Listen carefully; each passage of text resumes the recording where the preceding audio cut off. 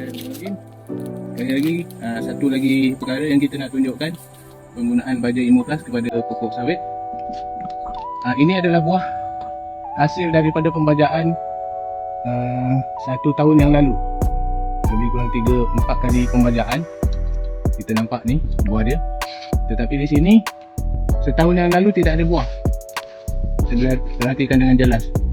Kalau ada buah, kita akan buang dengan pelepah dia sekali.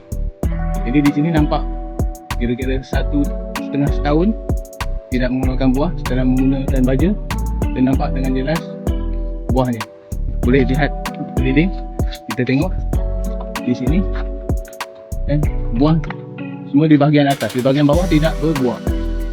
Inilah penggunaan hasil baja Imoplas sebagai bukti yang nampak hasilnya setelah setahun kita gunakan baja.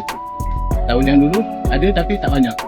Di sini kita tengok tak ada buah. Di sebelah pelepah ni tak ada buah. Okey.